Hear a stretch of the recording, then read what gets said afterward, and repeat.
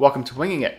We're doing deck upgrades today in Arkham Horror the card game. This is Amanda and Stella going into Return to In the Clutches of Chaos. So we earned as a story asset Jerome Davids.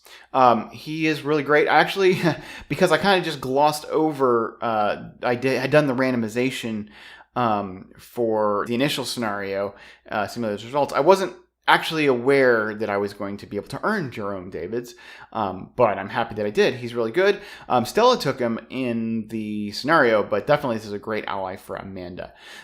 So he has 1 health, 4 sanity. You get +1 intellect. He only costs 2.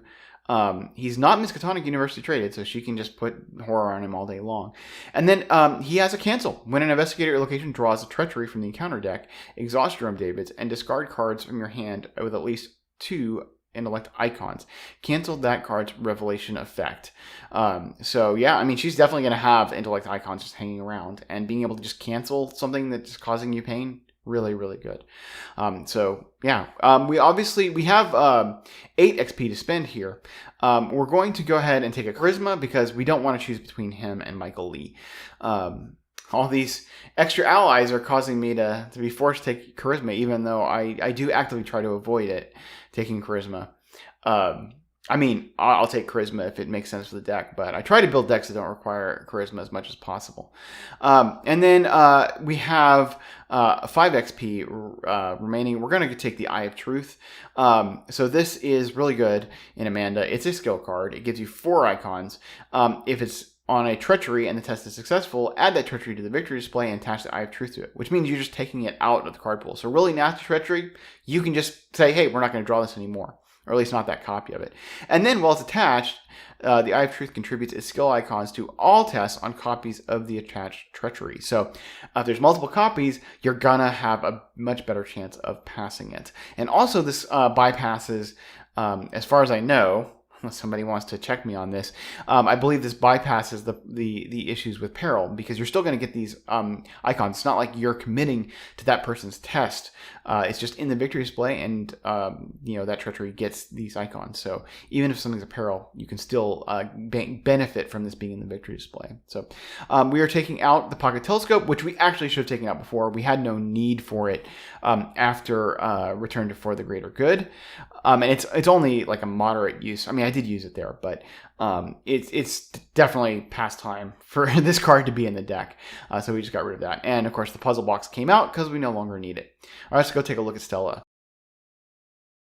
All right, with Stella, we have her 8 XP. I wanted to go ahead and upgrade the Rabbit's Foot. So this is, it's the same as normal Rabbit's Foot, but the difference is instead of just drawing a card, you can, however much you fail by, you can search through those cards. So trying to find a card that you really care about, Rabbit's Foot is really, really good. And of course, Stella is going to be failing tests. So we're using 3 XP on that. And then we're putting 5 XP into the Black Cat. So the Black Cat is a 2 cost, 5 XP card. Anytime you reveal a tablet, Elder Thing, or Elder Sign symbol during a skill test, you may choose the following effects instead of that symbol's normal effect. So you can take -1 and get direct damage, -1, take a direct horror, or if it's the Elder Sign, +5, heal all damage and horror from the Black Cat. So this gives you some mitigation against nasty token effects. It's going to be really good in the last scenario, and I wasn't sure if I would have 5 XP to spend on the Black Cat in the last scenario, so I wanted to take it now. But it's also just good with Stella in general because, sometimes you want to be able to fail test and not have to worry about some really nasty effect causing you fits if you draw a bad token. In this campaign, you'll never do the Elder Thing token because we don't have any in the bag, but it's worth it for the tablets. So we're taking out the manual dexterity because I just don't think it's going to be used. We're not taking that many agility tests. And I mean, for the agility tests, I think the main agility test, she's been able to evade when necessary. And the main agility test you care about is, an inevitable demise. And we have neither rain nor snow to deal with that if we need to. So, it's not really that useful. The Black Cat is definitely a much better card in our deck for what we're doing. So, all right, that's Amanda and Stella. Let's go play Return to In the Clutches of Chaos.